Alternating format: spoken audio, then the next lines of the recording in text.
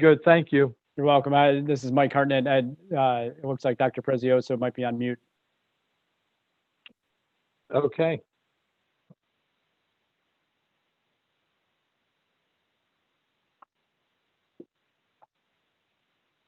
I think just a little bit over 30 people interested in listening in or speaking, so we'll give them to log in. Thank you.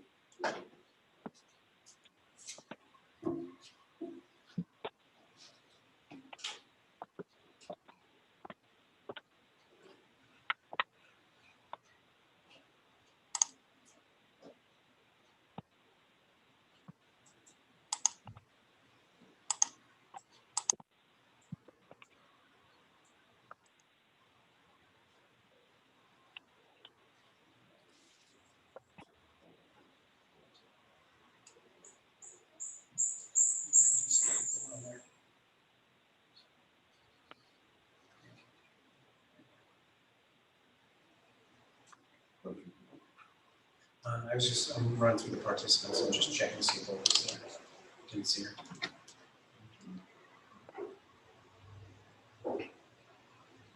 And Andrew, 16 people. So I think from the group we're missing 1, 2, 3, 4, 5. So we're missing one Andrew.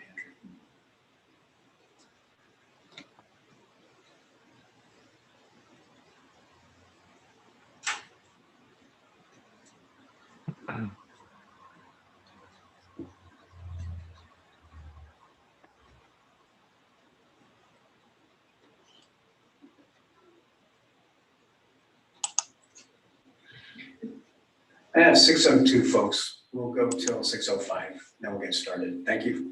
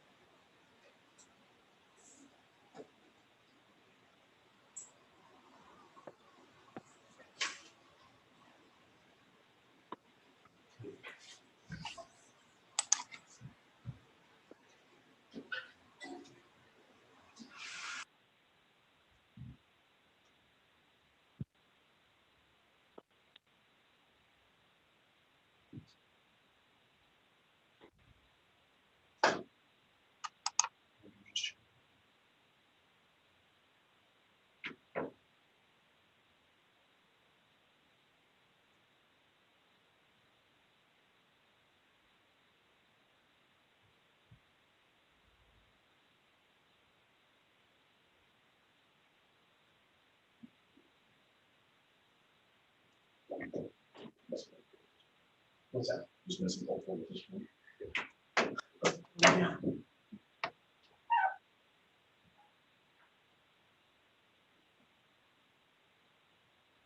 We should be more than the next.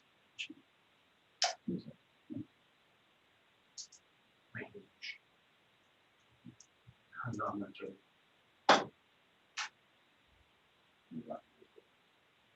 Years of trying not to do it. It is. The sirens. Oh, yeah. I always think the window open. So if your traffic is not, this is constant calm. Yeah. Just kids, Christmas present for the kids, they got together and got some rabbit ears. TV, driving that's crazy.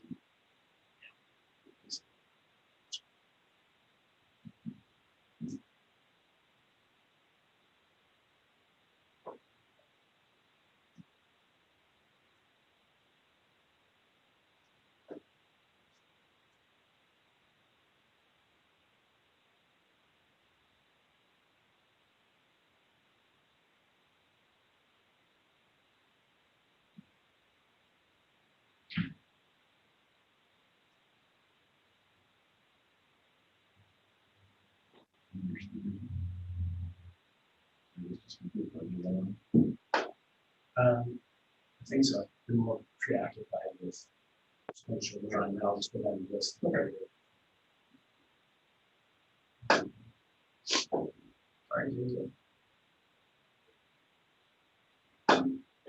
Evening, ladies and gentlemen. Thank you for joining us. This is the Saratoga County Executive Order 203 Compliance Group Meetings. Thank you all for devoting some time this evening to come speak with us or listen in and participate in the discussion.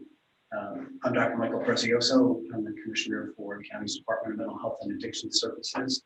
And I'd like to ask the other members of the group, starting with Under Sheriff Castle, who's the Vice Chair, to introduce himself.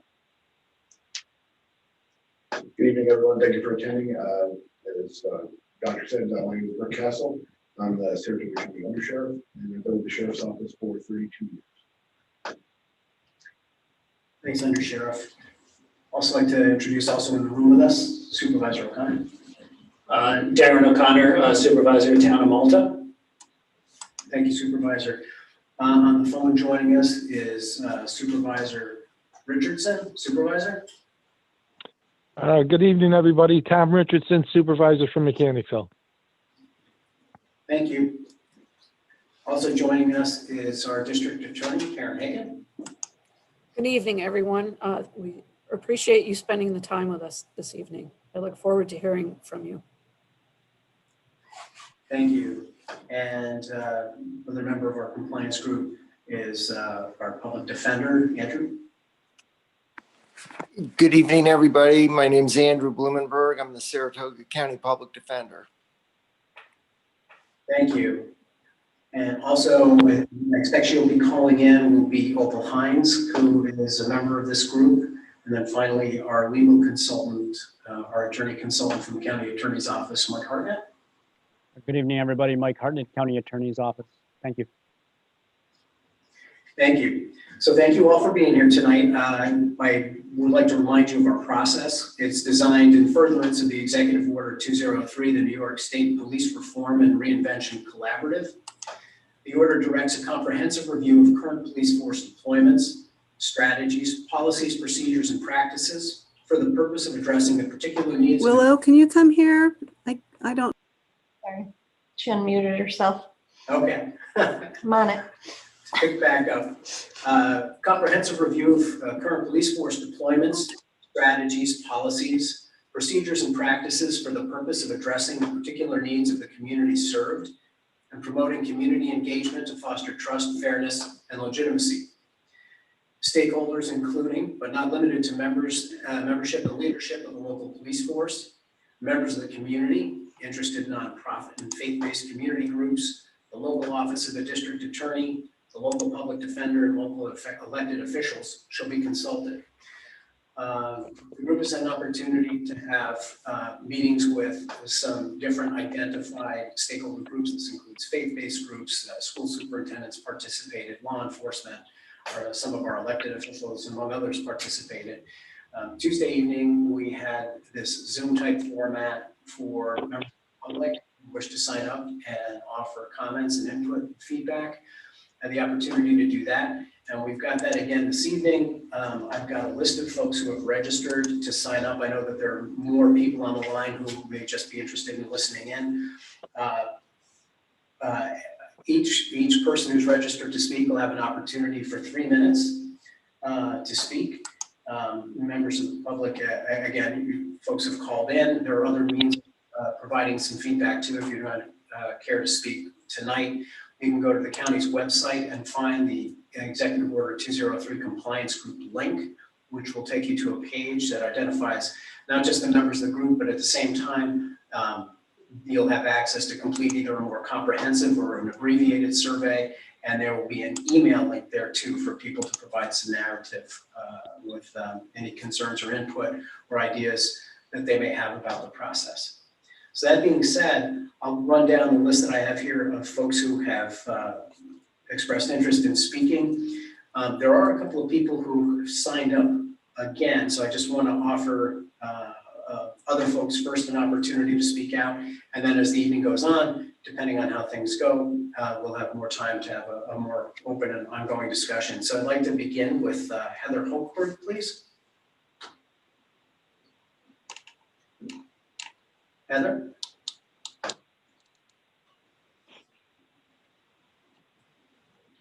I think she may not hear, so we'll move on to the next. Thanks for checking on her, Sheriff. Catherine Lale. There you are. I don't have a comment at this time. I was hoping to comment towards the end after I've listened. Okay, thank you very much. Appreciate it. Amy Marie Solberg.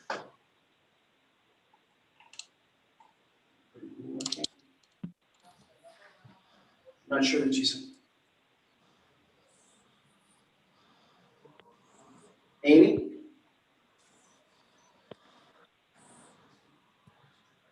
Okay. Moving on, Els Figueroa.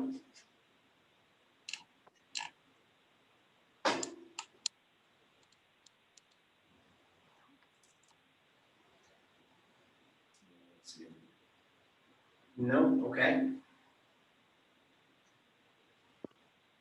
Next up, Samira Sangari.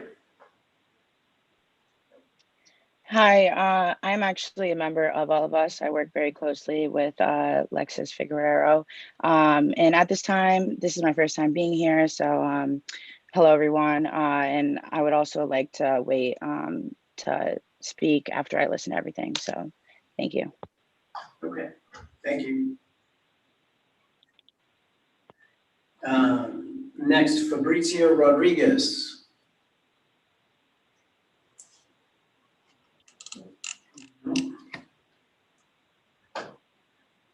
Next up, Elizabeth Cormos.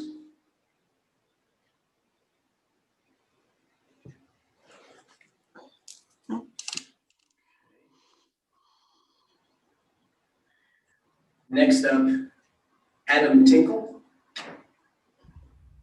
Hi, I'm happy to make my comment now. Thanks for having me. This is my first time at one of these for the county. I've been coming to the city's Executive Order 203 group, and I want to start my comment by acknowledging that this is a charged and challenging week for the United States. And in the context of what Republican Senator Mitt Romney described as yesterday's insurrection incited by the president, I want to thank all of you for your commitment to the matter of public safety during a time and during a year when many of us have felt both our sense of safety and our trust in some of our public spaces and institutions shaken. Just below today's top headline, most of the major news outlets are asking a weighty question that bears on the work of this body and the matter of police reform and reinvention with which it's tasked. Side by side with images of yesterday's successful breach of the US Capitol by a pro-Trump mob, we were reminded of the images of phalanxes of law enforcement in militarized riot gear, which met Washington, D.C.'s Black Lives Matter protesters this summer, and phalanxes which were conspicuously absent yesterday. The story this contrast tells us is one which this task force must address as well. That story is that law enforcement, as individuals and as a bloc, is not impartial to the political alignment of the demonstrators, and indeed to all of the citizens who it encounters in the streets who you are sworn to protect. Undergirded by yesterday's images of police taking selfies with pro-Trump protesters in the midst of acts of vandalism, trespass, and resisting arrest, what America woke up to today is an image of law enforcement that is tacitly and sometimes openly supportive of far-right demonstrators and movements, while they exert disproportionate force on supporters of the nation's racial justice movements. But this story of law enforcement as a sectarian paramilitary, which has already chosen sides in our deeply and tragically divided nation, is one which the residents of Saratoga County have already had to chew on and digest in the past months. This past July, Saratoga Springs City Police and the Saratoga County Sheriff's Department came between clashing counter-protests, a Back the Blue rally dominated by Trump 2020 signs on the one hand and Black Lives Matter protests on the other. I won't characterize the events of that evening since I know that many harsh words have already been exchanged about who deserves the blame for deputies' choice to employ escalatory tactics. And most people have probably made up their minds about how they will choose to tell the story of that evening. But we all know how that evening ended. When push came to shove, law enforcement chose to back the Blue rally and to fire projectiles and tear gas at Black Lives Matter supporters. And even after becoming the shame of our community for having fired on its own youth, terrifyingly echoing and just a thin red line away from the shots fired at protesting youth at Kent State during the Vietnam era, as memorialized in Neil Young's song, Ohio. At subsequent events organized in the city in support of racial justice, sheriffs returned with their tank to continue to show force and intimidate racial justice protesters. Just to close, the City of Saratoga Springs Police Reform and Reinvention Collaborative, several of whose meetings I've been lucky to be at, has committed to recommending the city police commit to a principle of reconciliation with the community. I call on you, the county task force, to make the same commitment to peacemaking and reconciliation in the wake of the clashes of this summer. Regardless of the details yesterday in the Capitol or in July in Saratoga, the appearance of collusion and cooperation between law enforcement and far-right extremist movements debases the standing of law enforcement, while law enforcement spends its political and moral capital authenticating domestic terrorism. You can do better. Saratogians deserve better. Please help the Saratoga County Sheriff's Department exercise the moral reasoning necessary to clearly and publicly extricate itself from the political thicket by decrying and explicitly distancing itself from all of the extremist threads of the seditious Trump coalition, who it hitched its wagon to through its choices of tactics and targets on July 30th and beyond. Thank you. Thanks, Mr. Tinkle. Appreciate that.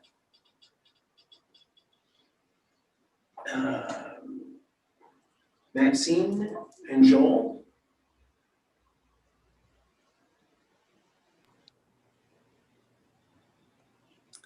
Hi. I know I spoke at a previous meeting and I just, after yesterday's events, and Adam, I won't speak to this as eloquently as you did, but I decided that I still had some things to say or to underline. And so I appreciate you letting me speak again. And yesterday's events kept bringing to mind the unfortunate events that took place in Saratoga on July 30th. At the December 16th compliance group meeting, the question was raised concerning a review and report about what happened that day. At that point, it was unclear if such a report or review had been conducted by the sheriff or the Saratoga Springs Police Department. I am wondering if such a report has been located or has been created. In my and many people's view, the response by the sheriff's office was extreme and showed militaristic approach to policing, not common to many of our experiences. It has become less clear who actually ordered the action. How did the department get involved with the armored car, wearing fatigues, pepper bullets? This has brought me to a question that I have been asked often when working to get people involved with this specific compliance group process. Who is in charge? Who has jurisdiction, and ultimately who takes responsibility? I think that I know that the sheriff is the person ultimately responsible for the department's actions, but what is not clear is the relationship between the sheriff's department and all local municipalities, including the Saratoga Springs Police Department, as per hierarchy, authority, final word on decisions that are made where two departments, a local municipality and the sheriff's department, are co-jointly involved. I know departments work together, but I am interested in who has what authority, when, and where. I have been told that the sheriff's department trumps other police departments. I am more than welcome to hear differently. Is this true? If this can be explained now, that would be great. But I would also suggest that the county website and the sheriff's department website have an explanation of how these policing departments work together, the hierarchy and the authority and the roles, something that is clear and honest and easy to read. In relation to the July 30th event or in any such cases in the future, I would recommend that responsibility be taken and apologies rendered when there has been real or perceived overreach, especially when people are injured, as was the case on July 30th. If no one takes responsibility for actions, it increases the divisions between the groups that have opposing views, creates distrust of the police forces, putting one group in the right and the other group in the wrong, which in actuality all should be protected equally by the policing body. I know I don't need to say that, but secondly, I would recommend, or thirdly, I would recommend that a county review board be formed for such situations where actions raise questions like these, similar to what the Saratoga Springs Task Force is working on. I believe that internal reviews have their place, absolutely, alongside public reviews. I would not recommend that this civilian review board be made up of comprised of any supervisors or relationship thereof of supervisors, deputies, or employees of the department. I understand that there is a form on the county's sheriff's website to make inquiries or lodge complaints, but people who have had questionable or bad experiences are less likely to report this to the source than to reach out to a community board. The process Saratoga has taken, as well as other cities, provides a good starting point for this county to this end. At the meeting on Tuesday night, data collection was also mentioned, and that's something that I've had a question about from the beginning and I've never brought it up. But a good database is also a very good indicator of bias, and that would be for demographics of employees as well as arrests. Maybe that's at a state website. I don't know. I tried to look for it and I couldn't find anything. So I think that the county needs to have that ongoing database as well. I also, in looking at the Lexipol policies, I noticed that they tend to use the word periodic quite often as far as reviews and evaluations go, rather than regular. Periodic basically leaves it up to any department at their own discretion to schedule these things, be it every 2 weeks or every 5 years, whatever. I recommend that trainings and evaluations of actions as related to bias and prejudice not be periodic. The trainings be on regular intervals, at least every 12 to 24 months, and that even if a person has been trained, that they have to be retrained within that time period. Lastly, the continued working relationship of this department with ICE, at least under the current federal administration, supports racial and ethnic bias. At this point in history, to work with ICE is not only about law enforcement, but just by association is about some of the worst and most graphic actions against people of color. The two cannot be separated. If officers know they are expected to watch for illegals, then their gaze will automatically suspect non-white individuals. I have wondered what has prompted the sheriff and the department to be so keen to work with and execute arrests and detentions in collaboration with ICE. I think this goes way beyond carrying out the rule of law. It seems this is a choice by sheriffs. A continued close working relationship with ICE does and will inherently breed racial bias. I'm going to repeat that. A close working relationship with ICE does and will inherently breed racial bias. Bias training can only go so far when those in charge promote the activities of ICE. Support of ICE activities during the current administration, if not directly, at least by association, has also supported child and family separations, even in Saratoga County, and militaristic approaches to law enforcement as opposed to community-based law enforcement. Maxine, if I could just jump in for just a minute. We've gone for about 6.5 minutes. Oh, I'm sorry. No, it's okay. I'm the timekeeper and kind of, we've got a little bit of flexibility because folks who had signed up didn't actually call in. But I would like to make sure that other folks have an opportunity as well, and then we can certainly circle back to things if you don't mind. Okay, I have one more sentence and then I'm done. I would just ask that a recommendation be made to assess how the county sheriff's department relationship with and activities in support of ICE activities affect officers' views on and hence actions towards those of color or any race or ethnicity other than white or Anglo. And that's it. Thank you. Thank you for your time. And I'm sorry we went over. Thank you. I'd like to invite Luke Connolly.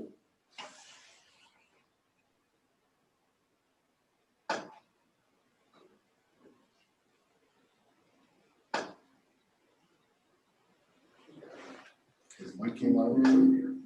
Luke, we were not able to hear you.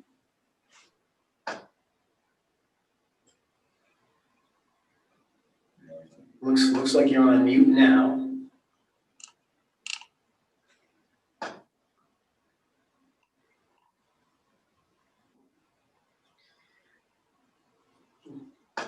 We'll give you another second here. Okay. He just let us know he's working on his audio and he'll try and jump in, join us later. So we move ahead now. Cormac Ferguson. No. Okay, moving on. Dawn. Hi, Dr. Prezioso.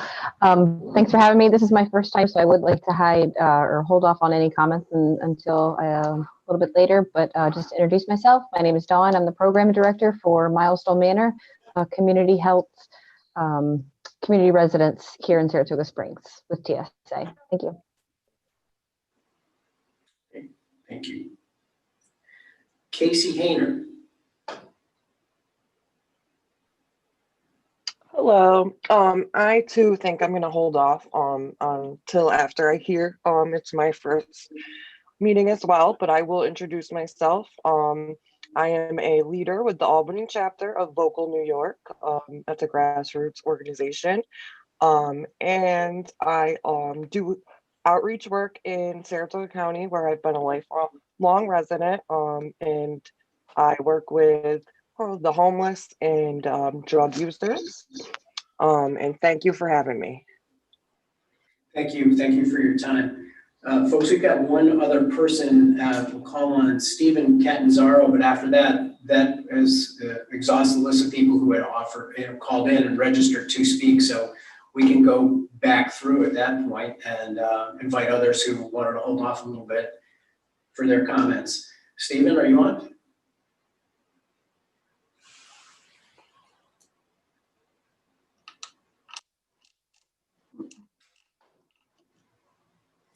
Okay. Stephen's not on. I'm going to go back up to the top of my list here and ask Catherine Lale. Yeah, Catherine Lally Davidson. I'm sorry. Nice to meet you. Thank you for having me. I am a community college professor and a member of the Unitarian Church and the Social Justice Committee. And I echo the sentiments of Adam and Maxine about the what we witnessed on the July 30th, was it June 30th event. We were really shocked by the. I was shocked by the the use of the armored truck in the military, the men in military services and I mean uniforms, and the use of pepper bullets and et cetera, especially when the group that had been demonstrating all summer and there had been no violence. I mean, there was traffic inconvenience, I would call it. That I thought was a huge overreaction. I respect that, police have very hard jobs and that you are, on a daily basis encountering very difficult situations that can be brutalizing and debilitating. So I have sympathy and understand there's fear and maybe trauma that is being dealt with. But I guess I just have a very different view. I'm interested in seeing us as a nation adopt a very different view of how we deal with crime, a more caring view, a less, what's the word? I feel like when I read through the manual, it seems to me that there were a lot of definitions, but it seems to me that law enforcement is based on the idea of controlling and repressing activities rather than building trust. And that, I don't think that we can solve the problems through a few, bias training workshops. I just don't think that works. I think I think the change has to be bigger than that. We have to think about, let me just give you an example. A friend of mine recently was having very, very crisis in her life, and she drank too much, and she got into a car and she was, on her street, driving erratically, and somebody called it in, and 4 police cars showed up. This was a woman who was near suicidal. 4 police cars showed up, 4 cops. They threw every single, they charged her with all kinds of charges that had nothing to do with what she actually did. And I just thought, wow, you know, this is a woman, she needed a counselor, not 4 policemen and 4 cars. And what she's gone through, the shaming, what she's gone through nearly, it has been further debilitating, and I thought, thank God she's an educated person with a lot of support to help her through. I could see how the law's reaction would have only driven a person with fewer resources further into their problems. So, I just, the problems of addiction, the problems of what causes people to cause, I think we have to work on prevention. There's an old saying, an ounce of prevention is worth a pound of cure, or a stitch in time saves 9. And I wish that as a society, we could think about that more and save the police for those situations, for the people who are truly entrenched and can't be handled any other way. So those are my thoughts at this point. Thank you for listening. Thank you very much. Thank you. Samira, I think who was next? Hi, yes. So tonight myself or Lexis will send you a document that our organization has been speaking about since the beginning of this movement, which is the 13 demands. The 13 demands cover accountability, transparency, and include community. Obviously, something that everyone has talked about is accountability for July 30th, which was last summer already. The demands talk about demilitarization of law enforcement and reallocating the funds to community-based restorative groups. They talk about requiring all force to be reported with racial data captured for both law enforcement officers or correction officers and the injured party and review by a civilian review board. And they also talk about abolition of chokeholds, strangleholds, hog ties for all law enforcement as well as corrections officers, detention centers, jails, and prisons. At our last event in November that took place on Broadway, there were multiple officers, and I know there were a lot of different parties there. There was New York State Police, there was sheriffs, there was Saratoga Police Department. But I know for a fact that there were many people, many sheriffs that did not have badge numbers, did not have names, and even when asked, they did not respond. And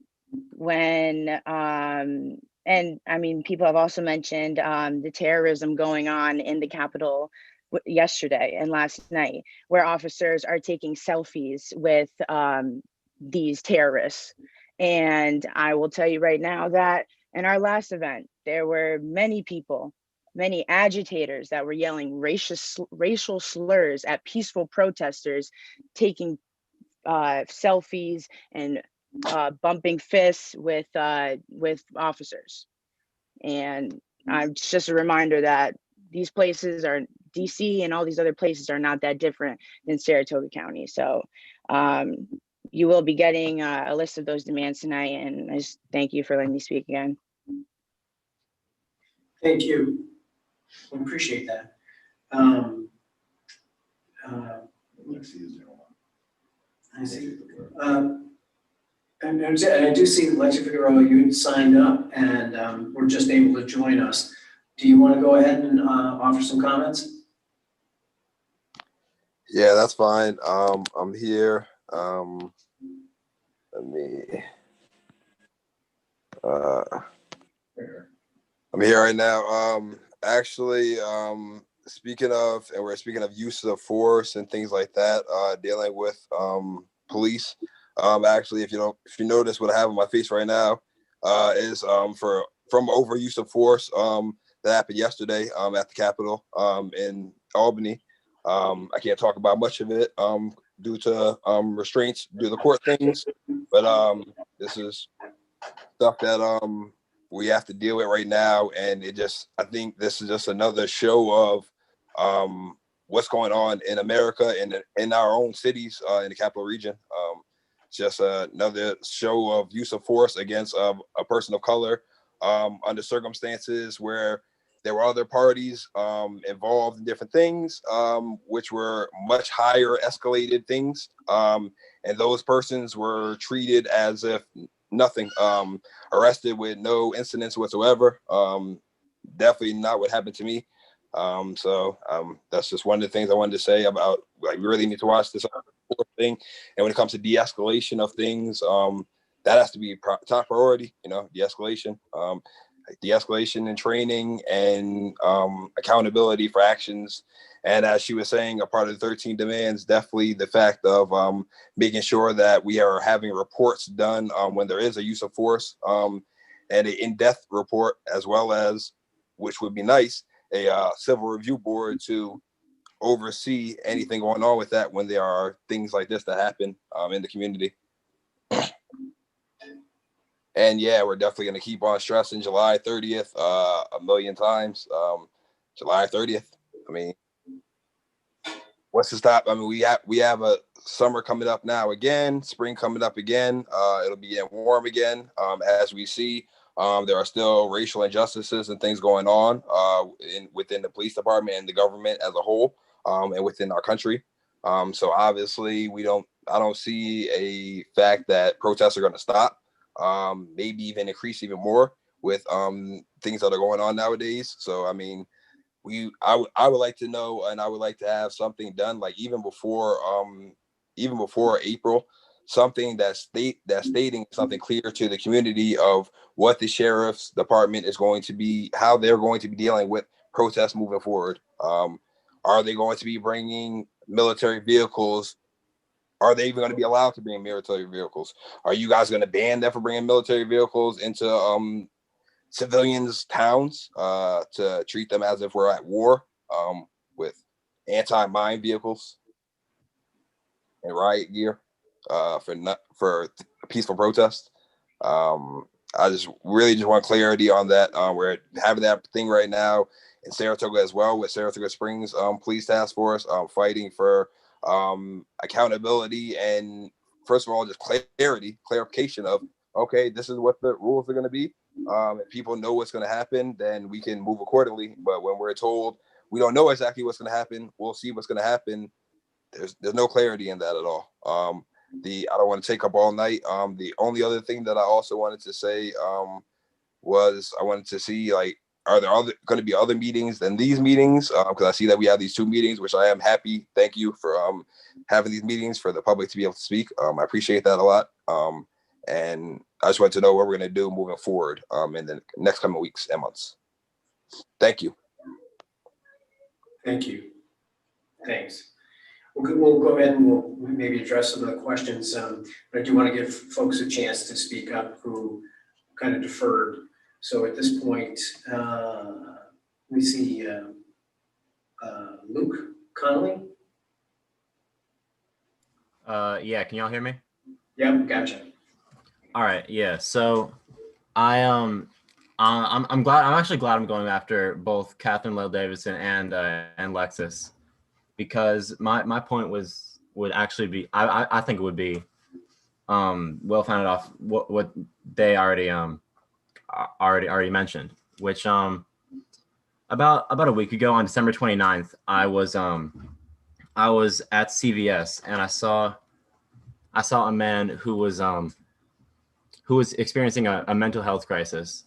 And while I saw that he was definitely not doing all right, for the same reasons that Catherine Lyle Davidson mentioned, I didn't really see it fit to call the police for help, because I found their the police, as we've seen on July 30th, are way over militarized, and are way overfunded in the militarization department. I believe they should be cut to a third of their funding, and I believe that funding should be reinstated towards mental health. I heard from an earlier meeting that mental health is underfunded in Saratoga. Or I heard from a friend who was at the meeting. And so I don't see any problem with allocating some of the Saratoga Springs Police Department budget and the Sheriff's Department's budget to mental health services, because I feel police are just not the right ones for the job to deal with mental health crises like the one that I experienced outside CVS. That's all I have to say. Thank you. We just got a couple more folks and then we can open it up a little bit more. Dawn? I don't really have any comments other than more questions. Just I'm curious about the conversation that is going on, or if there is one going on about not necessarily so much the allocation of funds, but just collaboration of our police department and our mental health services on how mental health crises in the community are addressed. As I said before, I'm a program director for a mental health community residents. And whereas I have to say that anytime I have had to reach out to Saratoga Springs Police Department for assistance, whether it be with a mental health crisis, I've been fortunate enough to have officers arrive who handled the situation very admirably. And but I am curious about any sort of change in that policy for two reasons. One, I think, having mental health experts arrive at these scenes would be more beneficial to the individual in crisis. But also, too, I've worked in the community for many years, and the way I understand it is that police officers don't have a lot of the information or any information when they arrive to these calls, and that puts them at risk. Sometimes they're familiar with our folks and sometimes they're not.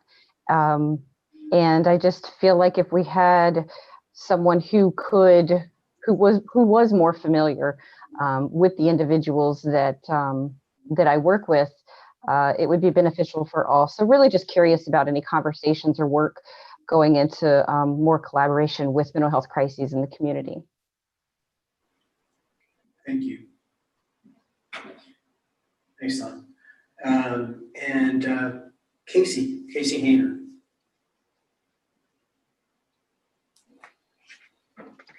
Thank you. I'd just like to say, vocal work with us this summer, and we were behind the 13 demands. So I'm, fully behind that complete. Definitely think there should be regular training around racial bias. Obviously that's not enough. We saw in Albany, Albany County, the guy had racial bias training within a month.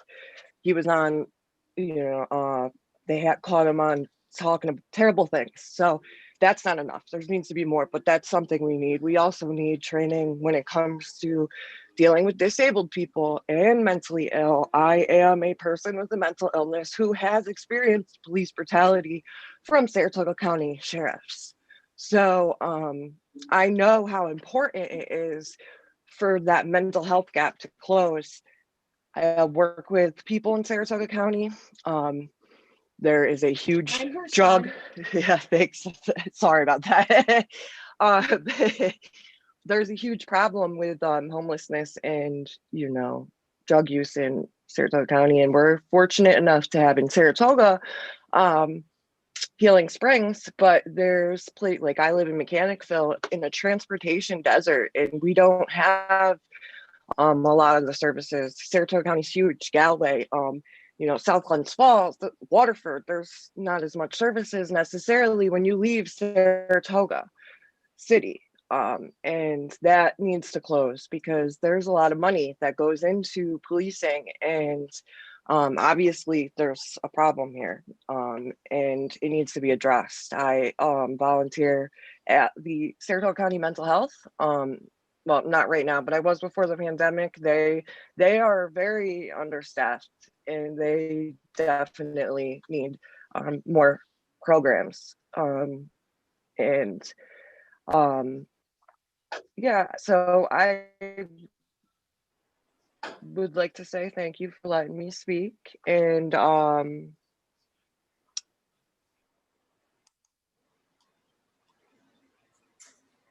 Thank you, appreciate that.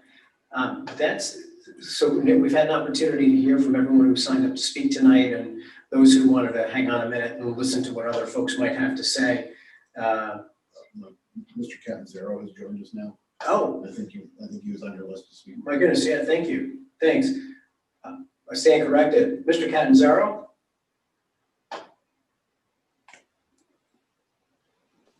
Hello. Hi there, welcome. You have an opportunity now to speak. I just forgot about it and I remembered that I had the meeting and I just wanted to jump on to see what this was about. And so. Okay. All right, thank you. Thanks. So I know we have some other folks who have signed on who hadn't necessarily signed up to speak, but wanted to offer people an opportunity to voice their opinions, offer some feedback.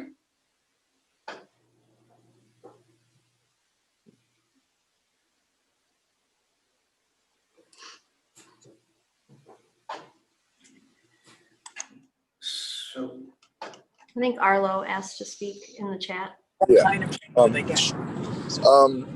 Yeah. Can everyone hear me all right? Yep. Yep. Thank you. Yeah, first I want to say thank you for holding these meetings, and I know I spoke last time, so I will try to make this quick. But I would like to say that this current system of policing, and neither the Saratoga County Sheriff or the SSPD, which I know you are not, makes me feel safe in this community. And so I just would like to put that out there and let you all know that your department, to me personally, and I've talked to my family, many of my friends, and we don't feel safe from your policing. I am wondering about your bias and racism trainings that you have mandatory, or any trainings that your deputies or any people with the Saratoga Sheriff's Department go through. And I would also like to, co-sign on to the 13 demands as stated by Samira and Els. That's all. If you have time to answer my question about bias and racism trainings, I'd appreciate that. If not, I understand. Thank you.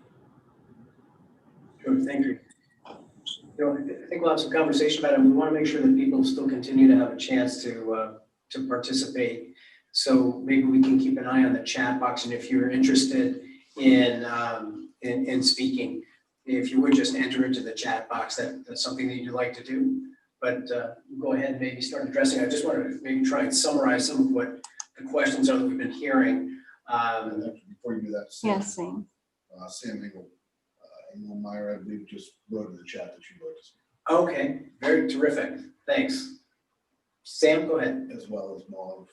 And I'm off, yeah.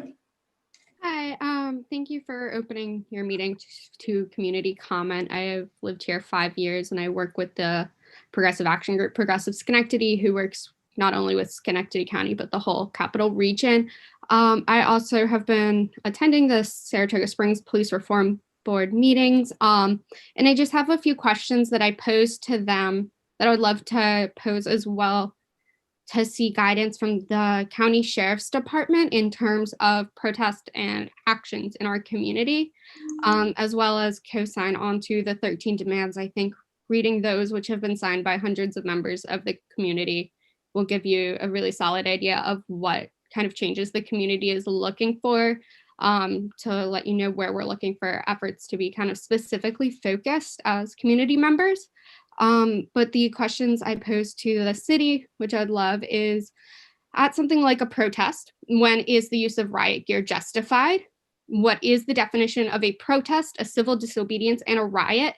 And so how are responses differentiated? when have we exacerbated our First Amendment right, in your opinion? And that's really kind of more in line with the Constitution. So I want to make sure we align on interpretations of our First Amendment. So we are also just kind of posed the question that we noticed a consistency throughout the summer and fall of officers not following the state mask mandate. That was just kind of a general concern that I wanted addressed. We were asked the city, and I would love your response. What is the point in which outside agencies from the city are brought into response? Is there a specific threshold? We heard about how the military style vehicle is present at all kind of large events in the city. And we were really wondering, what does that mean? So is it there for Chowder Fest? Is it there for every day of Dave Matthews? Because we saw it at a really small candlelit vigil also following July 30th, and we'd seen it multiple times since after it'd been addressed with the city. And we kind of thought that that issue was a little more resolved and we were more on the same peaceful page as that. But then as recently as the first weekend in November, we saw that we weren't necessarily all on the same page about what a peaceful protest looks like and what the response should look like.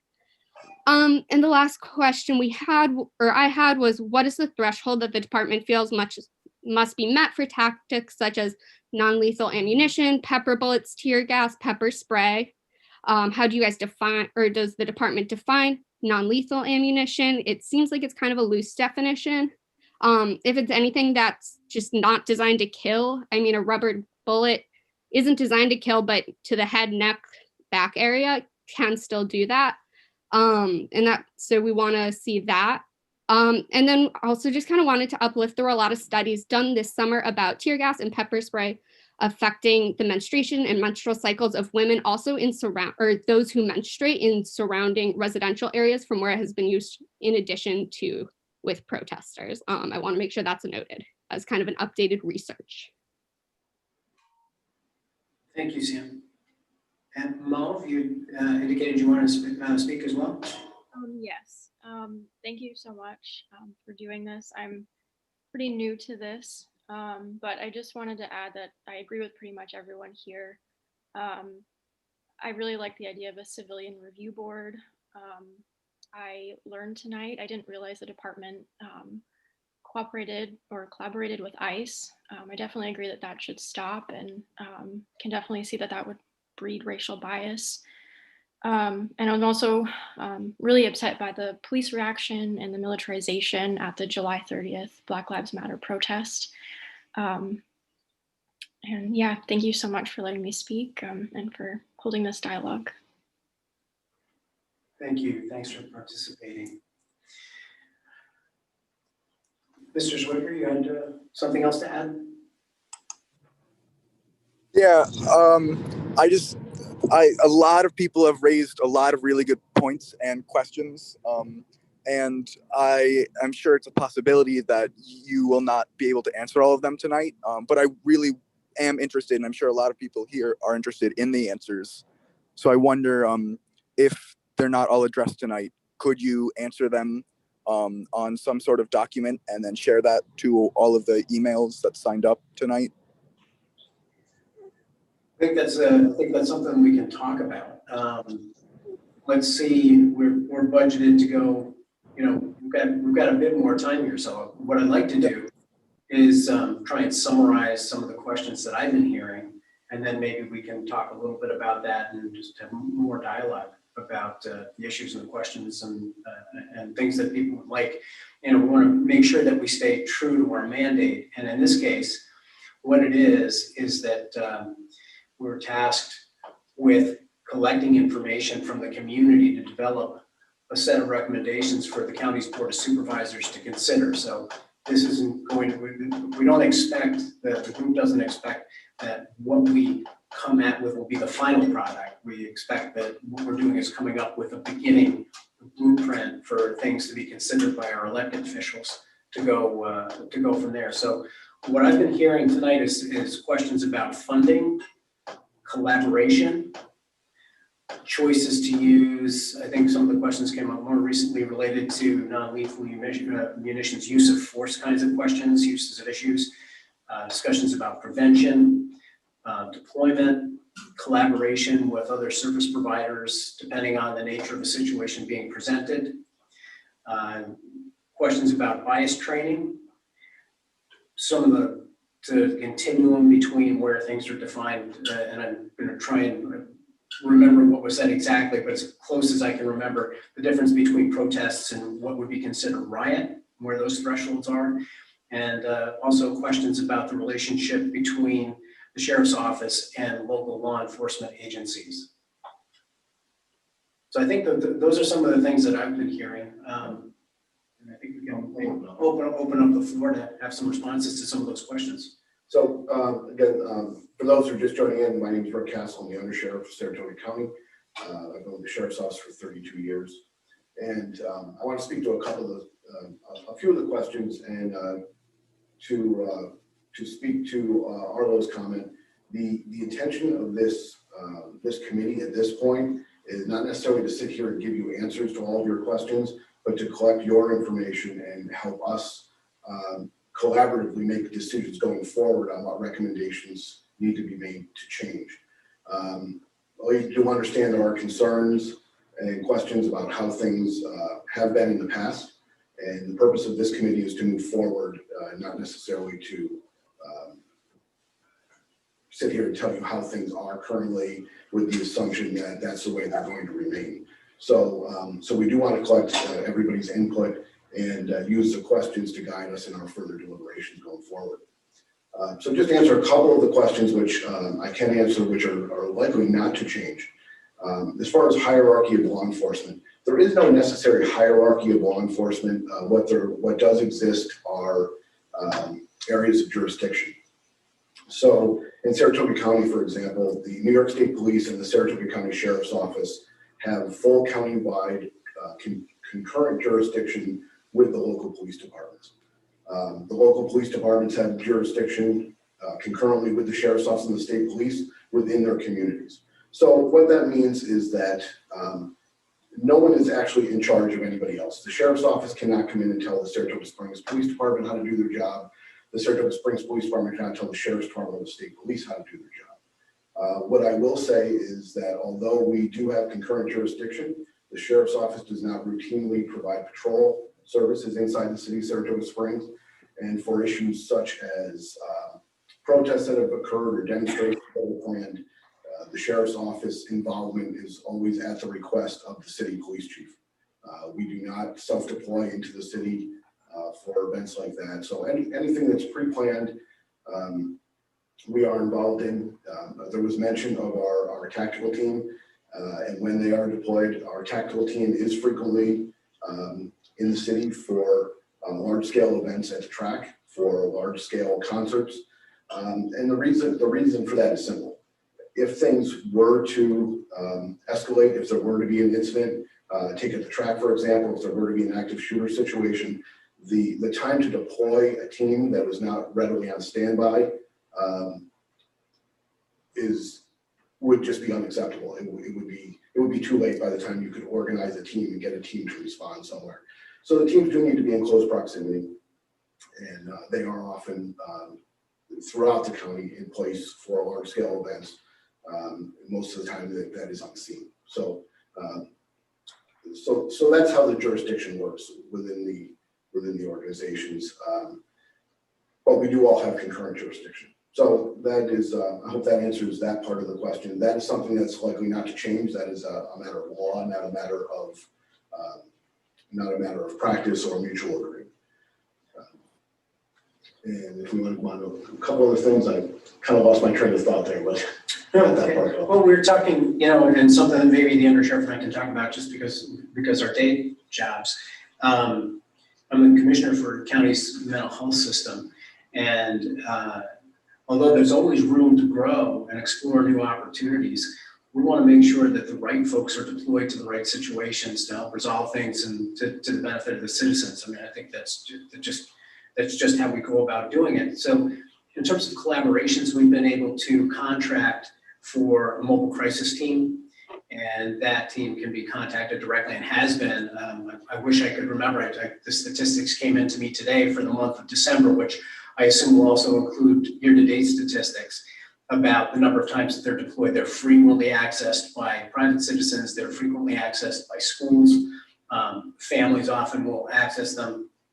And also in situations where there's an adult in crisis, the mobile crisis team is an option. It's staffed with trained clinicians, graduate level, master's level folks at the least. If it becomes necessary, they'll need to do an assessment, and they typically do a triage kind of a process over the telephone. And ideally would be speaking with the person who's in the crisis. And if the person is willing or the family is willing, they will actually deploy themselves to a scene.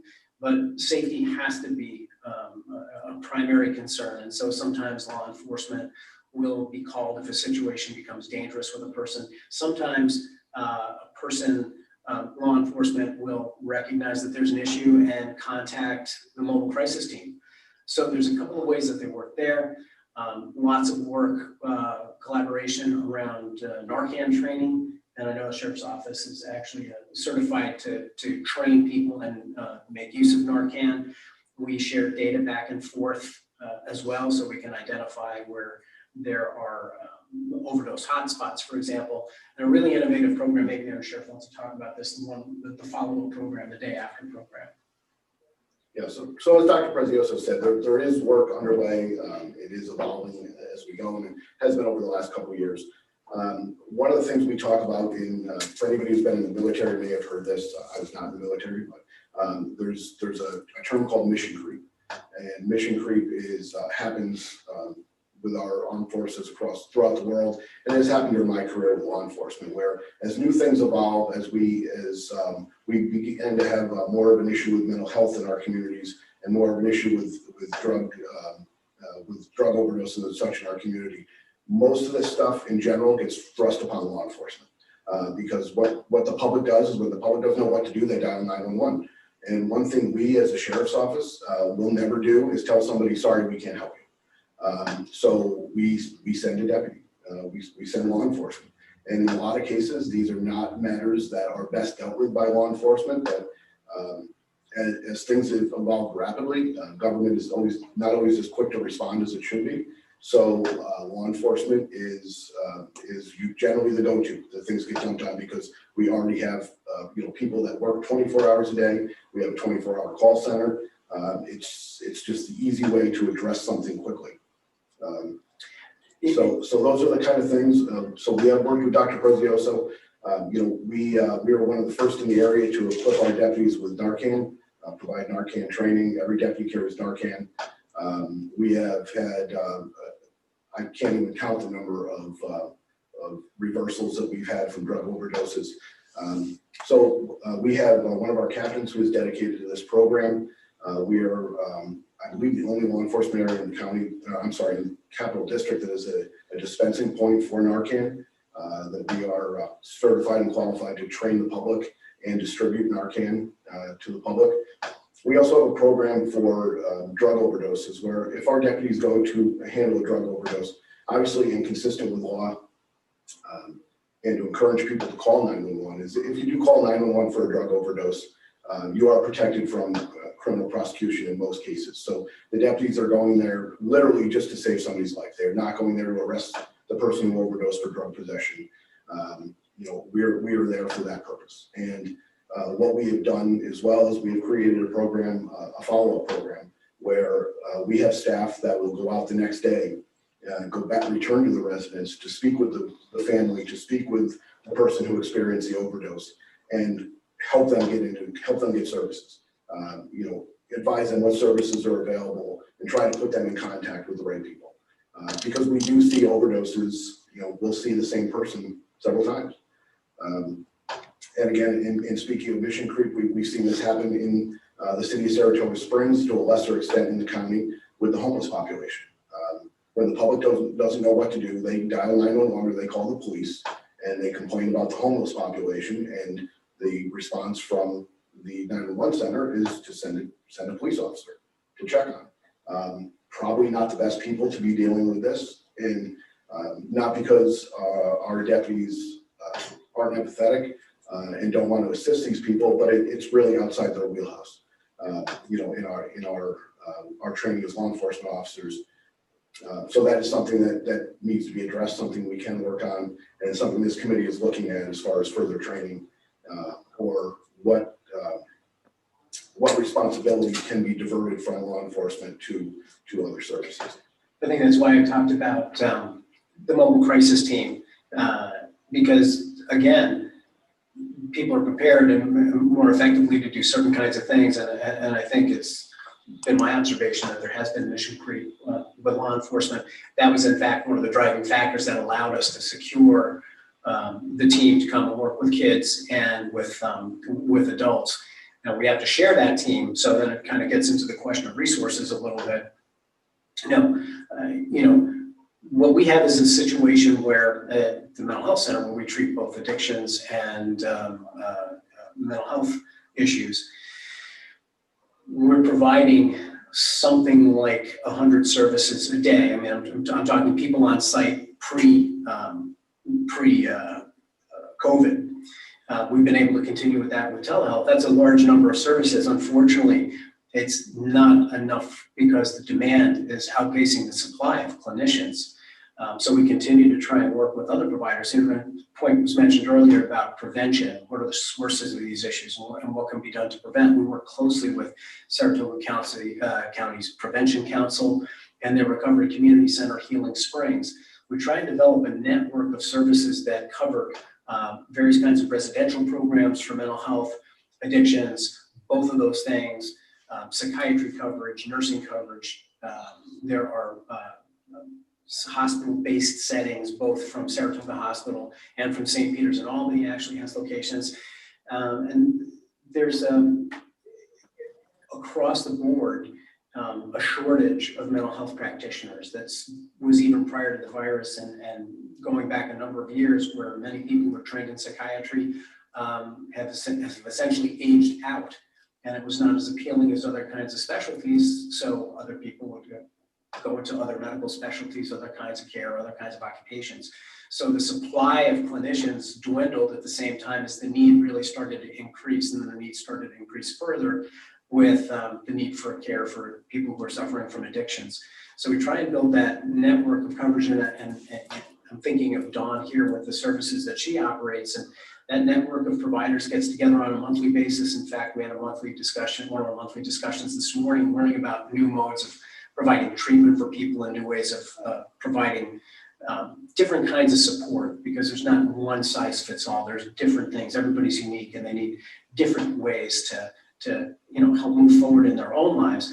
But I also, and I've said before in this meeting, mental health also provides something of a public safety function, safety for the individual and safety for the community, because sometimes serious mental illness does contribute to people behaving in violent and dangerous ways. In the same way that Dawn was able to talk about the times when law enforcement has had to come on site where she is because there's a situation that's been dangerous. That's happened not frequently, but it's happened up at the county's mental health clinic as well. And some very dangerous situations were de-escalated very effectively and appropriately with compassion and concern. I mentioned that I've done this for more than 30 years, and I can tell you that I could not, even to this moment, recall a situation where law enforcement engaged somebody in a disrespectful or unsafe way. However, they acted to ensure safety when a person became violent or dangerous. That's not to say sometimes that the sight of a person in a uniform wouldn't agitate someone, but by the time law enforcement would need to be involved, or at least when a mental health practitioner would call, the situation has already escalated beyond what a mental health practitioner is able to do and do safely. So I wanted to put that out there. And then I know we've been talking for a bit here, and ask if there are folks who have things that they want to say from folks calling in. I just want to add one more thing to that. Is as we talk about like the crisis response team and such, just an important thing for people to realize, and this is by no means to downplay it or to say that this cannot be accomplished, but to realize that Saratoga County is very different from Saratoga Springs for those who've been participating there, and that Saratoga County is hundreds of square miles. So to have one person on call 24 hours a day for an agency that covers hundreds of square miles and handles upwards of 80,000 calls a year, there's more to it than, just having somebody from, in Saratoga, to have somebody from Code Blue, let's say, that's going to deal with, that you could call to respond to an issue with homeless, with a homeless issue, as opposed to in the county where you may have a call in Clifton Park, a call in Wilton, a call in Waterford. So it definitely is a staffing concern. So it's not as easy as we can assign one person to do this. So there is a major financial component to it. There's a major training component to it. And one of the things we're seeing now,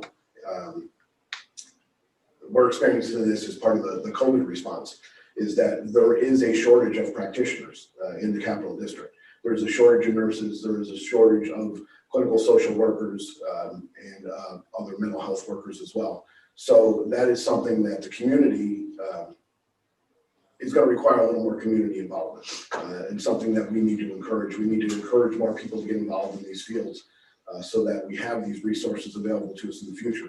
That's not something we can resolve overnight, but it is something we can start to work towards.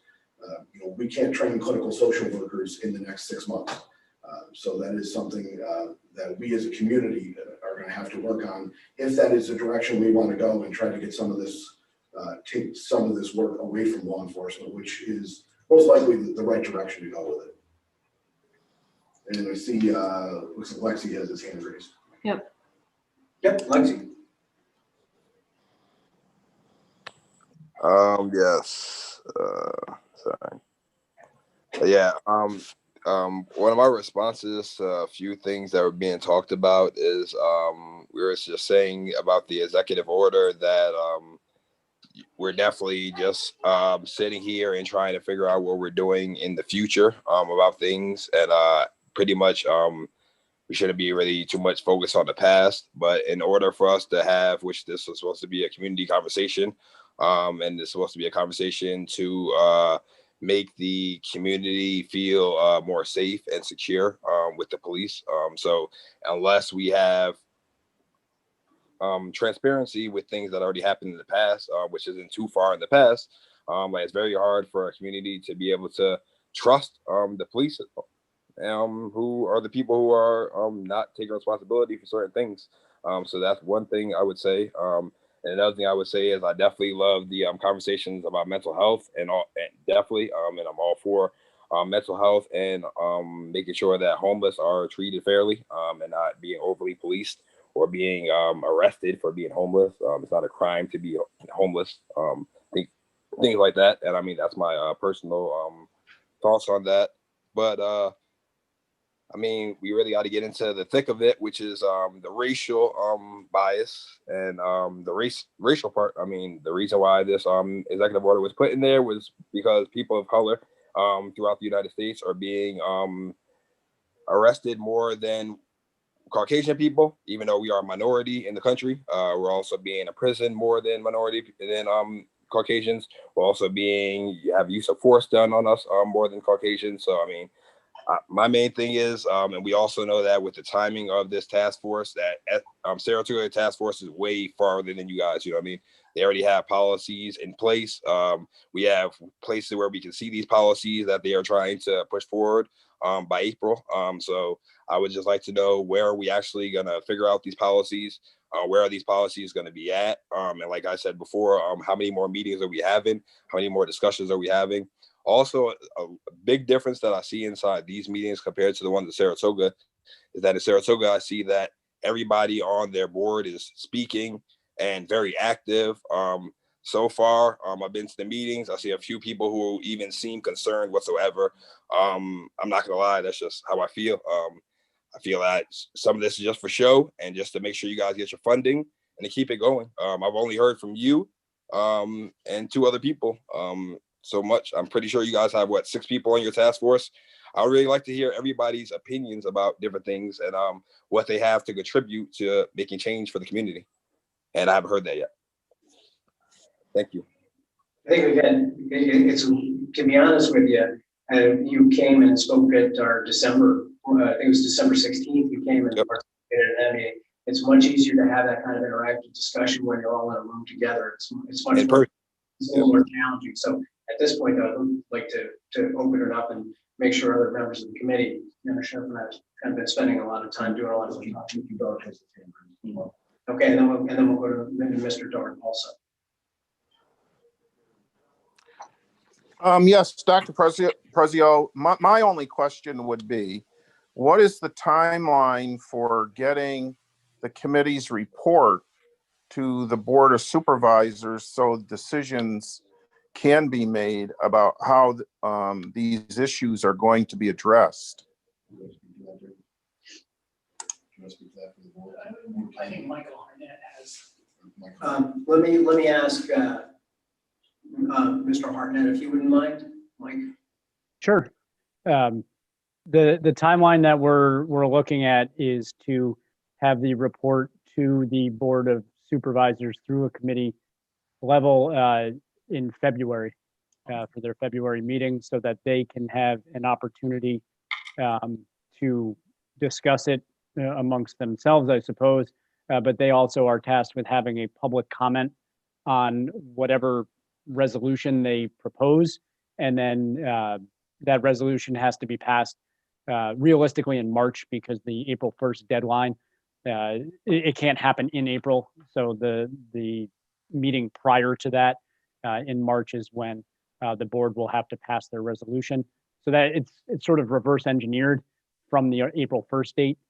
So we're looking at, or what my suggestion would be, is to have a recommendation going to the Public Safety Committee for their February committee meeting. Okay, thank you. You're welcome. Thank you. Others of the committee, any responses, any comments you'd like to offer on what you've been hearing to this point?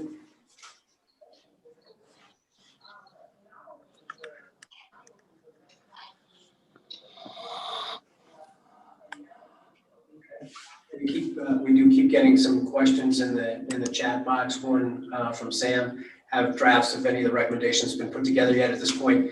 No, they haven't. Our process was to collect information from all of you.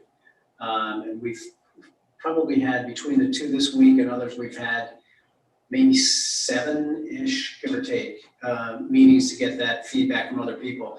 Our job at this point is to put that together in a draft report to present to the Public Safety Committee, as Mike Hartnett just talked about, in the beginning of February. So what we need to do is we need to put together the things that we've been hearing, the questions. We need to identify issues that need further exploration. We can make specific recommendations about particular things that we think need to happen based on some of the input that we've had from all of you. And then that'll be incorporated, reviewed by the Public Safety Committee. There'll be an opportunity for public comment on that report. And then once that report is done, the board will act on it in March prior to the deadline. I believe we just got a request for a question. Heather would like to speak. Heather?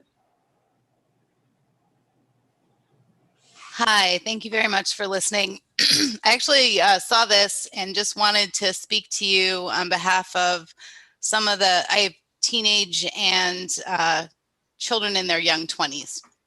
And as you probably know, they're going out in the world and they're hearing stories from other people and having experiences in other counties as it relates to policing young people and people of color. And I just want to address that somehow we have to bridge the divide that is growing in young people today in their perception of police. I'm not sure how we can do that. I know that back when the kids were younger, we had, the school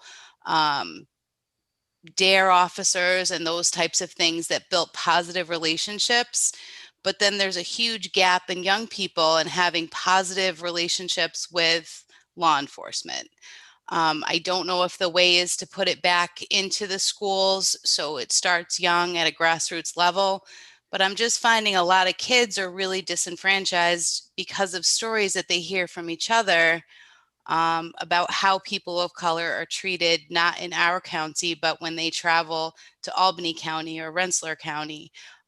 So we really need to look for ways to bridge that gap and bring back this whole disenfranchised generation of kids between the ages of 16 and 26 who are currently having throughout the Capital District area uncomfortable and difficult situations with police officers. And I don't know how we fix that as a county, but we really need to look and have conversations with young people and get their feedback. And a lot of these young people are working right now. They're working in retail, they're working in grocery stores, they're working in coffee shops.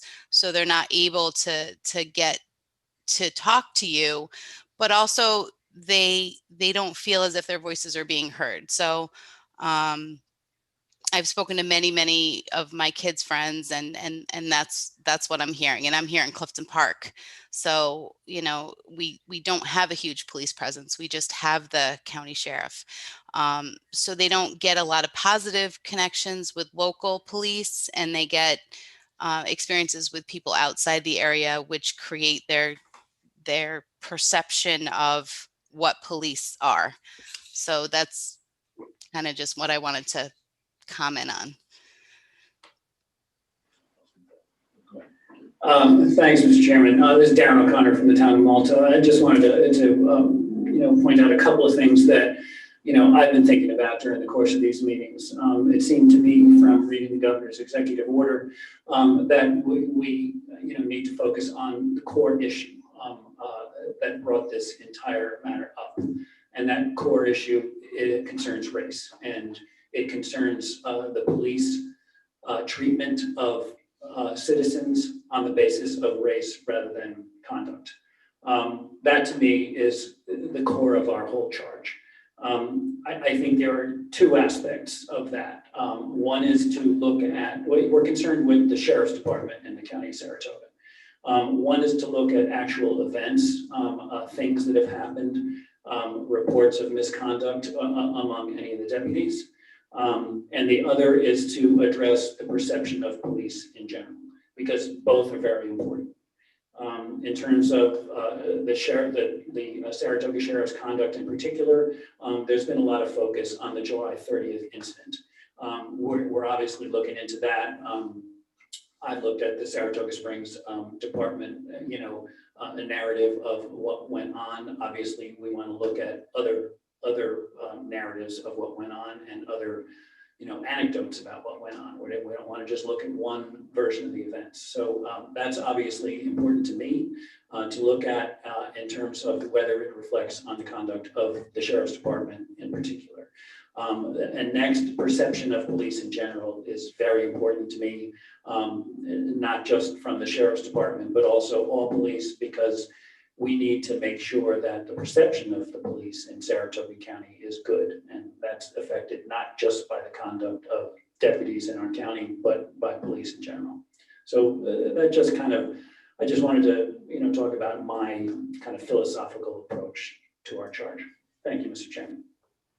Just really quickly to tag in on that, I think that kids talk to their friends' parents more easily than they'll talk to a committee like this. So I can put my phone number in the notes, and I can get you contacts of young people in their early 20s who've, since they were kids, been sitting in the back seat of a car and been targeted because of their race. Again, I think they're just going to speak more easily to me as a parent than they will to you as a committee. But I can, if you're looking to hear stories, I can put my number in the contacts, and you can give me a call, and I'll give you the names of the young people who'll be more than happy to talk to you about their experiences with the police, and that'll help them feel heard too. Thank you for that. We did want to mention a couple of efforts. Again, if any of the kids are interested in particular, a brief form of survey went out. I think it was to every school district in the county. We were one of our early participating groups were school superintendents, and a short form, and based on feedback, we had a longer survey form. A shorter form was developed and was distributed by the schools to students who are interested in responding. Do you remember what number we may have gotten back on those? The last I looked, we were around 200 responses, but that was a week or so ago. So okay, I'm not sure where we are at today. So we've had some survey responses there, and I just want to let people know that that was one way that folks who may not be as comfortable speaking in this kind of format, even younger folks, that was one option for high school age kids. Another option is, again, to go to the website, the county's website, look for the EO203 link. And there's an option there for a more comprehensive survey, a briefer survey, but there's also an email. And folks, encourage people to please put in their feedback and their comments via email. And then they can phrase it or couch things and take whatever time they want to be able to put those things together. But also, Heather, I'd be glad to follow up with you tomorrow if you can leave your number in the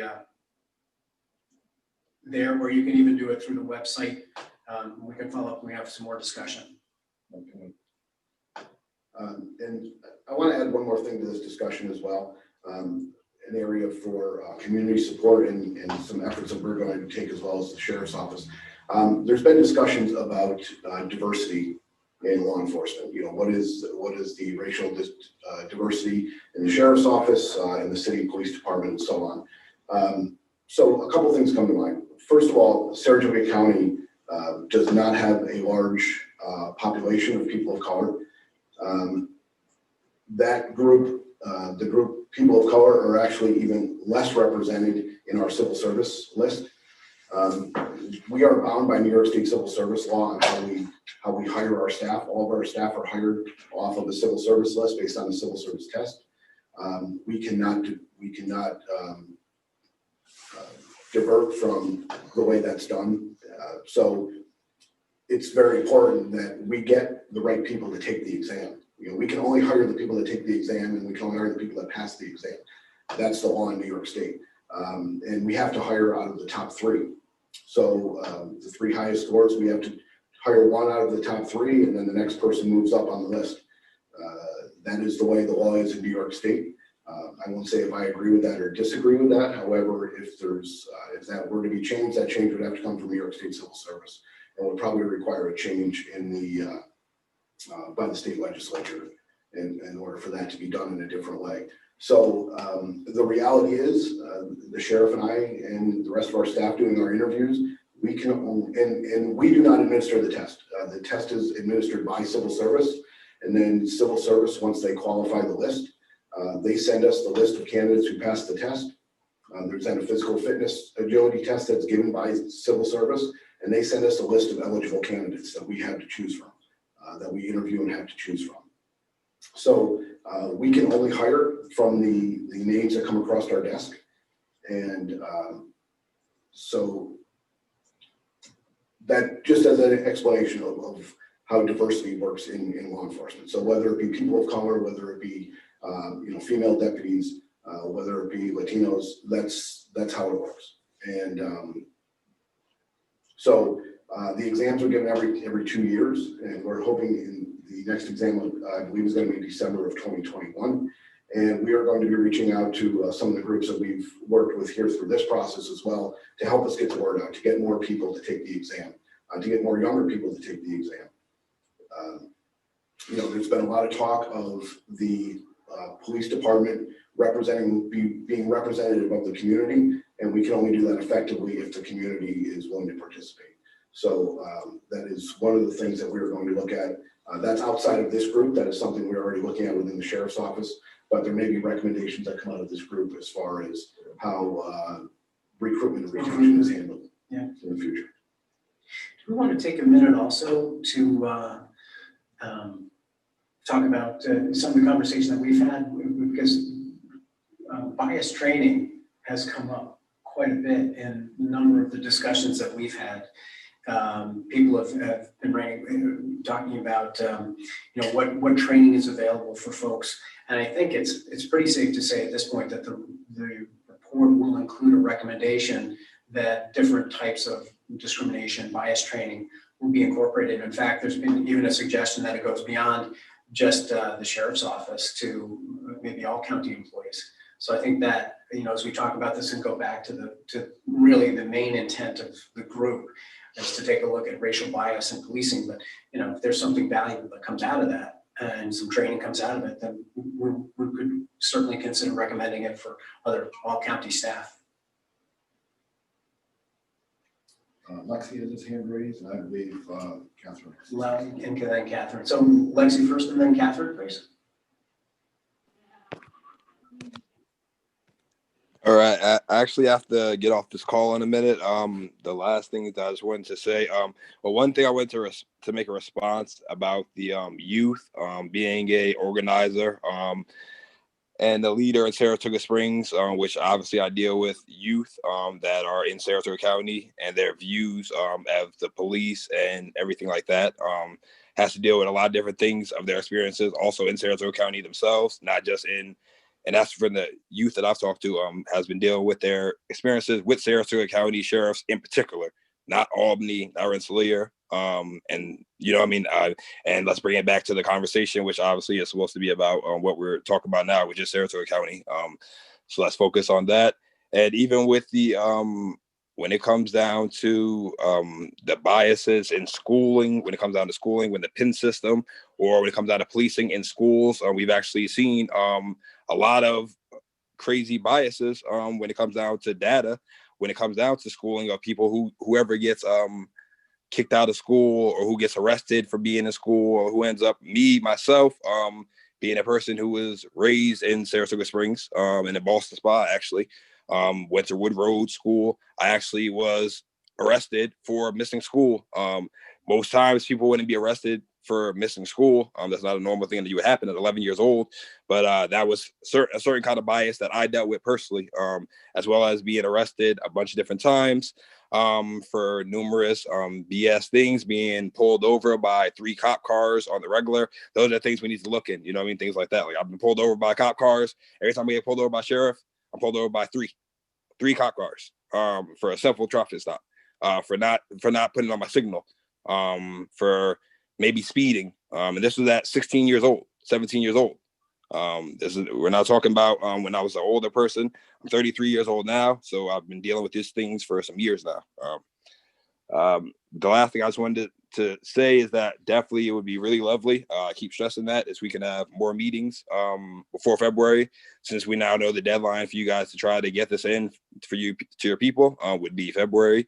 I would really love if we could have more talks before February, and I will be sending the 13 demands over today, which should be something else that we should be able to talk about maybe in the next meeting, even if we have a personal meeting after, to be able to sit down and discuss different things with 13 demands, and how that deals with everything that we're talking about as far as banning knee holds, choke holds, hog ties, and all those different things, which is what these meetings are about. Thank you guys, and hopefully I'll see you at another meeting. Thank you, Lexi. Thank you. Thank you. Let me respond to Samira in the chat. Sure. And then Catherine, I think you were going to say something. Sheriff Pat. Sheriff Pat Surgery. Okay. Catherine? Yes, I guess I'm concerned about the lack of what appears to be research, or what appears to be lack of research on your part, that you're collecting information from us. Like, you know, we have a lot of ideas, but we're civilians, and some of us have done research and some of us haven't. So you're collecting information from people who don't know a lot. And I guess maybe because I'm an academic, I would have expected that to meet with this order, you would have done your own research and attended conferences where you would educate yourselves on methods that work. So for example, bias training. There's a lot of data that shows that bias training does not work, especially when it's mandated. People are forced to go and sit for an hour and they don't listen, and they're goofing around and they're on their phones, and they resent that they've been asked to take the bias training, and it doesn't work.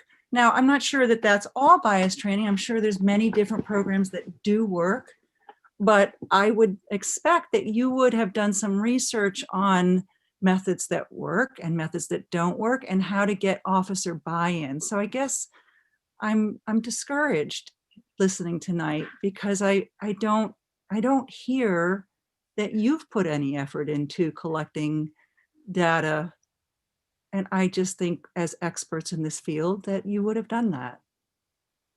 So Catherine, this is the undersheriff. I just wanted to speak to that. And I understand your concern there. We are in The purpose of this committee right now is to collect data from the community. We actually have had this discussion previously, and I brought up that point as well, that I've been through some of the racial bias training. One of the things we discussed is that any training that is to be recommended, that we shouldn't just recommend a blanket, just go out and do racial bias training, that whatever training is decided on should be vetted by, by an impartial group to determine if it's being, not just the right information that's being presented, but it's being presented by the right people, with background. So some of that work is already being done. And as we've said in other meetings, I believe this is the first meeting you've participated in. So one of the other things we said is it is not the objective of this committee to have all the answers by April 1st. A lot of what's going to come out of this is going to be recommendations of what is to occur going further, and that it be an ongoing process after that. So where this committee may come out with a recommendation that the county provide racial bias training, it will also be that that racial bias training be vetted by a certain group to determine what is appropriate training. Because the reality is we're operating under an arbitrary deadline that was established by the governor of April 1st. And without, as you mentioned, there's a lot of time. A lot of time is necessary to do research. So we don't expect that we're going to solve and answer everything, have all the final answers by April 1st. But what we will have is solid recommendations going further on how to address these issues and how what additional work needs to be done to address these issues going forward. But thank you for bringing that to our attention. Thank you.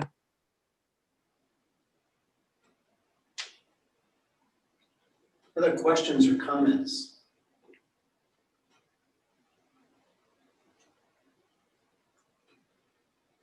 Other things that people would like to add before we finish up? Mr. Chairman, I just wanted to take the opportunity to thank everybody. I know people have been asking about having us answer questions. And one of the concerns I know we've talked about over the many weeks that we've been meeting is trying to gather and get some input from people. And so I have been spending tonight listening very intently and carefully about the issues and concerns that are being raised. And I want to echo what Under Sheriff Castle talked about, which is that we don't anticipate that this product is going to be the end all be all. Rather, it has been our goal collectively each and every time we've met to try and reach out to more and more people to get input, to get a dialogue started, to identify other groups that we may not have thought about, or people to include or to invite to hear from. This, to me, this evening does just that in so many different regards. We heard a lot of similar themes that we've heard over the course of the last several months. But in particular tonight, I heard a lot about focusing on youth, different ways to reach out to them, different responses when it comes to how people, the perception of law enforcement, and how do we address that, not just trying to create a different perception, but what goes into that? What do we need to talk about to have further discussions, further commentary, further research on? And I heard a couple of people support the 13 demands as they have been titled, and I look forward to seeing what those entail and encompass. I think people have tried to summarize them, but I think that that's one of the things that is helpful tonight, which is why personally I've been sitting back and listening rather than taking the time for you to listen to me. So thank you all for your time, your attention, and your interest in all of this. Thank you. Thank you. And Dr. Prezioso, it's Tom Richardson, supervisor from Mechanicville. I just like the citizens to realize that that's exactly what most of us are on this committee and the supervisors. We are citizens like them. I am not an expert in policing of anyone. And the whole idea behind this task force is to gather all of this information so that we can then investigate and move forward as time goes by. We're not going to be able to answer all the questions or be able to solve all of the problems over the next few months, but hopefully over the next couple of years, through all of this information we've been gathering, we'll be able to investigate and research and do the proper things that need to be done to help the citizens in Saratoga County. So I just thought I'd mention that.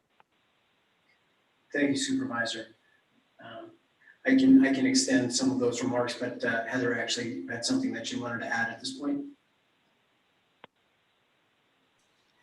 I just wanted to thank Ms. Karen Hagan for addressing my concern about the disenfranchised young people. And again, because I saw in the chat, there were young people who are saying they're already just so past that. And again, I appreciate that you're reaching out to the schools. The little niche I'm talking about is like 16 to 28, that something different happened with this generation, and they're already so disenfranchised to begin with everything going on. But even more so that you have them being so vocal and wanting to be part of what happens going forward. And I'm so happy that Ms. Hagan has heard what I'm saying, because this is a group you need to, they're not going to come to you. They'll come to me, they'll go to each other. And this narrative is what creates their reality, the stories that they hear from one another. And so that's the narrative that I think the county is going to want to change and look at ways that they can build connections with this group, because it's a growing group. And many people, I'm so surprised that I'm hearing people say there's a very small minority of minorities and people of color in this community, because I live in Clifton Park and I see so many every day. So, I mean, we're here, we're listening, we're seeing what you're doing. You can find us if you look. I mean, you can go out on the street, you could sit at Mobile, you could do 100 things, but yeah, do go out in the community and ask people what their experiences are. And they'll tell you. I mean, you may not want to be in uniform to do it, but if you went to like a Cumbies and stood there for a little while and talked to kids of color coming in, they would have conversations with you about their challenges. I'm really surprised at some of the stories I've heard, because I've lived in Saratoga County all my life and I had no idea, which is why I jumped into this meeting when I saw it advertised. So that's just all I wanted to say. Appreciate you being here for this. And it's interesting, because if you look at the county units, 228,000 plus residents as a percentage. Persons of color represent a very small percentage of the overall population, but it kind of points out the fact that people's experiences are going to be different depending on where they find themselves. So I think that's something that maybe we want to bear in mind as we move forward with this too. And just to echo, and then I know that Maxine had something else that she wanted to add. Some of the things that have been said previously, this process that we've been engaged in to this point, in deference to my academic colleague, it's more like gathering information to develop a statement of the problem. The literature review hasn't really happened yet, because you have to know what it is that you're reviewing. So we're going to be going forward based on the input and the experiences that people share with us as part of this process. And Maxine, you had just typed into the chat box, you have a couple of closing comments that you'd like to make. All I wanted to say was that I feel like tonight's meeting, and having been at every single meeting thus far, I really felt the community involvement. And I think maybe it's been one of the most community engaged. And I know it's not a big number, but however this group can ride on this and use the emails that you've gotten and to keep people engaged is just going to be critical. And the questions, even the answers that I've gotten tonight, like I sent the Castle Sheriff a thank you about the hiring process and all that. I was just asked that this afternoon, and I couldn't answer it. And I didn't know where to look to find the information. So even though I get that you guys can't answer all the questions, it informs me so then I can maybe ask other questions out of that. So I just think that continuing to have this engagement is just really critical to moving the process forward. And I know that there's this timeline, but having worked with so many groups, I know how you can lose that momentum. And I feel like, you know, like the number of people here tonight compared to even Tuesday night is more. And the engagement I felt like was even more, not necessarily better, but just more. So anyway, I appreciate you all continuing to really, you know, keep with your intention. And I know we're doing the best we can, but I'm very, this meeting makes me feel much, much better about bringing the community in. So anyway, thank you all.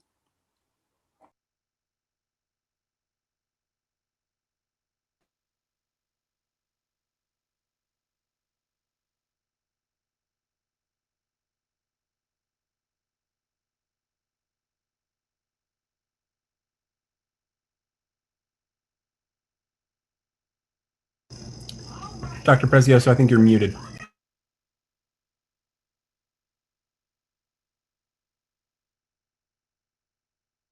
So we got a Go ahead. technical issue here. Oh, now you're back. Okay, got it back? Yep. Okay, I'm sorry, Samir, you had your hand up, I'm sorry.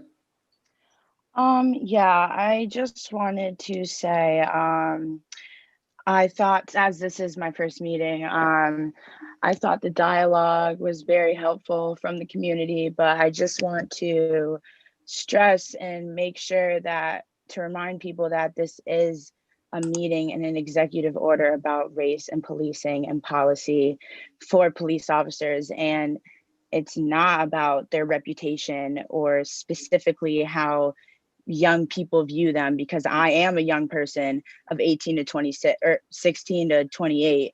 And I'm going to tell you right now, do not believe that DARE or police officers, SROs should be in schools. I mean, that is just a prime example of the prison to pipeline or the school to prison pipeline thing. And I mean, Lex was talking about it, about his experiences in the PIN system. And I mean, we've seen that this is not an answer. And I also just want to make it clear that, I mean, we have a deadline and we really need to come together and make sure that, I mean, we're getting this done, because we're still going to be protesting and we need to know like these informations, because this is very important. This country is falling apart. Yesterday was sickening to me. And it's really scary. So just like, I understand that, you know, the dialogue was great, but it just makes me nervous because sometimes I feel like, I know this is my first meeting, but that things aren't being taken seriously and that this is kind of a show. But just thank you again for letting me speak. Thank you for taking the time. Can I just, Catherine? Well, Adam has had his hand up, just so you know. I'm sorry. Adam Tinkle's had his hand up for a bit. Yeah, I just wanted to briefly address this issue of the group's independent research, taking in information from the citizenry. The city's Executive Order 203 task force is one of the first that was formed, which is a credit to the city, and the members of that task force have done quite a lot of independent research on every matter that could be of interest to this group. And I've just wondered if any members of this group have attended any of the city task force's meetings, as that task force has been in effect for like, I think months more than this group has. So there's like a discrepancy, obviously, in the amount of time that the county has given to this versus the amount of time that the city has given to it. And that could be to the county's advantage in the sense that some of that research that they've done could be, you just taken by your group. So I just wanted to offer that as another possibility, because that's all, all of those people who are on that task force are also residents of Saratoga County, and thus their perspectives and their research are to the purpose of your sort of search here as well. Thank you, good point. Good point.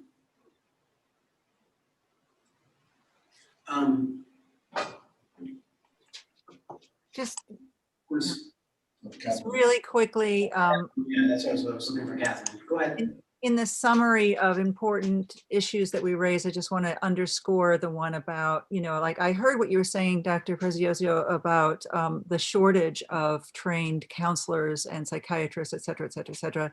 And I realize that you do not have control over the lack of funding, but I was hoping that in your recommendations, you use your power to urge the state and the federal government to address this shortage. Basically, we need more people to be trained. It's extremely expensive to get degrees in counseling and social work, and then even when you get the degrees, the jobs are so badly paid that you can't. There's no rational reason to actually get trained. Like I would quit my job today and go back to school to be a counselor. But when I looked into it, it was $100,000 for a 2-year degree. And I was going to be earning less at the end than what I earn now. I just couldn't do that to my family. So, the state and the federal government need to cough up the grants so that people can get trained, so we can address these shortages, so that you guys don't have the work to do. But that's going to require pressure, because Americans don't like to pay taxes, and yet they want services. And if we are going to get more counselors, then we've got to make education more affordable for the counselors, and pay them better once they're working. I'm not going to disagree with you on that.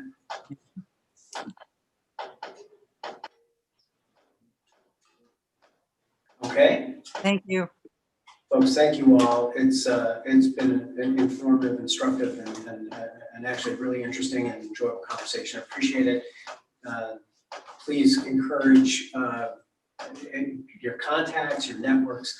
Please go to the website. Please consider filling out the survey form or just sending us emails with your feedback. I had put up my contact information on the sheriff. The undersheriff had put up his contact information in the chat box also, for people to be able to reach out to us directly with feedback. And again, remember, this is the opening of a process. It's an information gathering. I think over time, recommendations will be made. They'll be acted on. They'll be accepted. They'll be considered by the board before moving forward. Public comment. They'll become. That's where I was going. There'll be public comment even before it gets to the board. And then once things are in place, I don't know that I've ever been a part of a process where you start out and it doesn't